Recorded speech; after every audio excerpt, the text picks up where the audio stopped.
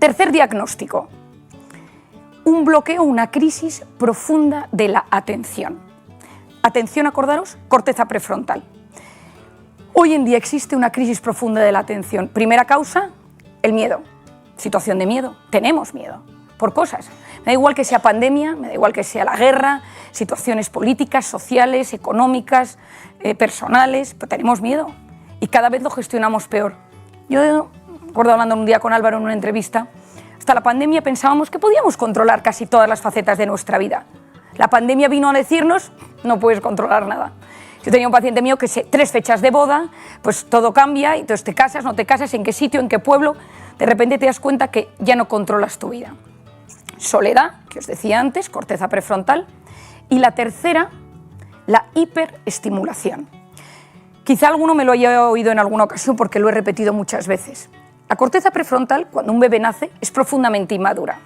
Se estimula con 3 cosas: luz, sonido y movimiento. Un bebé cuando nace, su corteza prefrontal es muy madura porque todo se estimula de la zona occipital a la zona frontal. Y esto, la corteza prefrontal, pues empieza a madurar a los 8, 10, 12, 14, 20, 30, unos 40, pero intentamos, ¿no?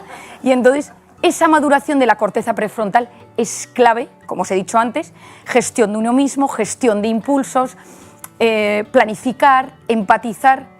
Pero cuando un bebé es pequeño, esa corteza prefrontal, su atención se activa con luz, sonido y movimiento. Se enciende la tele, luz, mira, se abre la puerta, sonido o movimiento, de repente oye el timbre, gira la cabeza. ¿Qué quieres tú de ese niño? Que sea capaz de activar su corteza prefrontal también ante objetos inmóviles, que pueda estar viendo un cuadro en un museo, que pueda escuchar al profesor, estar sentado en la salita de espera del médico, ir en autobús tranquilo, comer y saborear un plato de lentejas. Es decir, que su atención no solo sea luz, sonido y movimiento. Si tú a ese niño le plantas una pantalla desde que es pequeño, que es la pantalla, luz, sonido y movimiento, el cerebro funciona con un mecanismo que se denomina use it or lose it, o lo usas o lo pierdes. Si yo hago que una actividad o una aplicación externa realice una actividad que pueda hacer mi cerebro, Google Maps, por ejemplo, la zona de orientación de mi cerebro cada vez se deteriora más. Si yo de repente utilizo Wikipedia para todo, ChatGPT o lo que sea, mi cerebro, su capacidad de memorizar, su hipocampo, se deteriora. Igual que si yo lo trabajo, neuroplasticidad, soy capaz de aumentar sus conexiones o de fortalecer zonas y redes neuronales.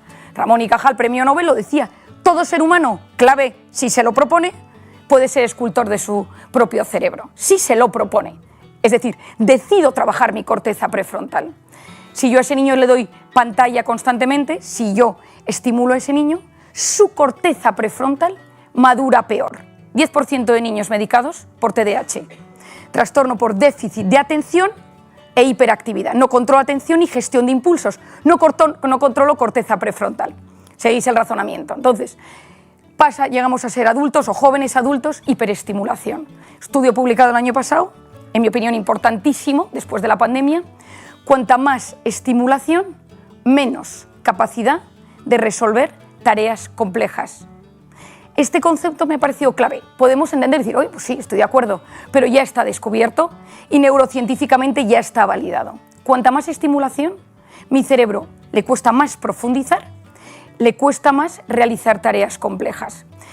Si yo estoy un día tranquilamente, un sábado por la mañana, y me voy al retiro sin el teléfono, me compro un periódico de papel, empiezo a leer las noticias, me pido un chocolate con churros riquísimo y empiezo a leer y me leo noticias que jamás leería e intento entenderlas, porque en ese momento mi cerebro me dice, puedes entenderlo, esto no es complejo.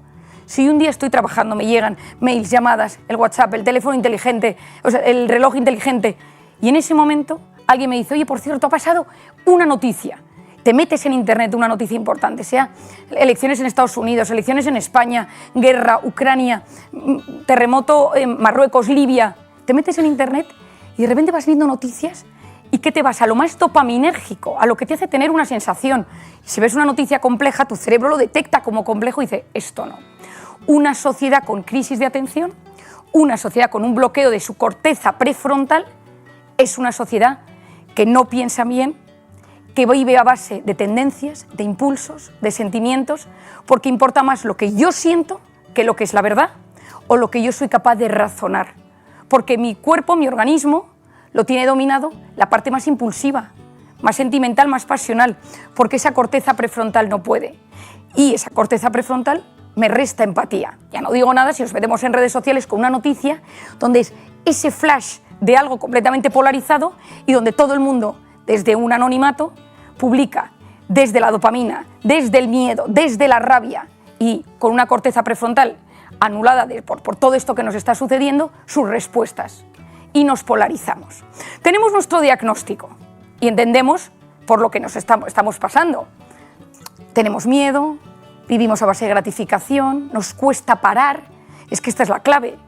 Una sociedad que no para, que no le puedes hacer reflexionar, al final es muy complicado. Porque cuando existe una crisis de atención, pierdes las herramientas para salir de una crisis. Aquí estamos en la Clínica de Navarra, mundo sanitario, hemos tenido crisis sanitaria fuerte.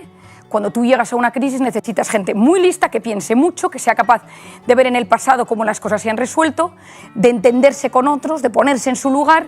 Es decir, requieres unas herramientas muy potentes. Pero esas herramientas se quedan eliminadas cuando la crisis es de atención. Por tanto, ahí nos metemos en un problema. Este sería mi diagnóstico y por eso hay un tema en salud mental. Estos son algunos consejos que nos ayudarán a mejorar la atención y así ser más eficaces en el desarrollo de las tareas diarias. Mi primer consejo es hacer ejercicios físicos, ya que es un factor protector contra diversas enfermedades, reduce el estrés e incluso es útil para afianzar conocimientos y mejorar nuestra memoria.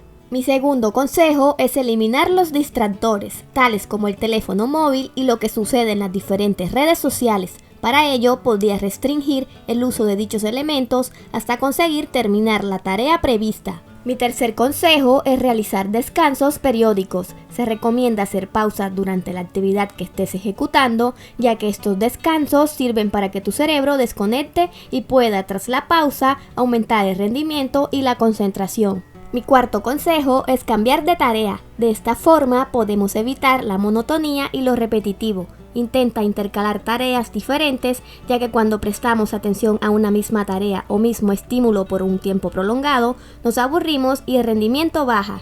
Mi quinto consejo es dormir bien. El sueño es muy importante para el correcto funcionamiento de nuestro cerebro, influyendo en el desempeño en nuestras tareas durante el día y afectando nuestra atención. Mi sexto consejo es evitar la multitarea. Aunque parezca que hacer varias tareas al mismo tiempo es sinónimo de productividad, lo cierto es que tiene un efecto negativo sobre la atención. Mi séptimo consejo es entrenar nuestras capacidades cognitivas. La atención es una de las funciones cognitivas que se pueden entrenar mediante ejercicios de atención dividida, sostenida o selectiva, como por ejemplo encontrar la diferencia entre dos imágenes. Mi octavo consejo es la meditación y sus variantes como el mindfulness, ya que es una de las mejores formas de relajación, pero también como entrenamiento para el foco interno de atención.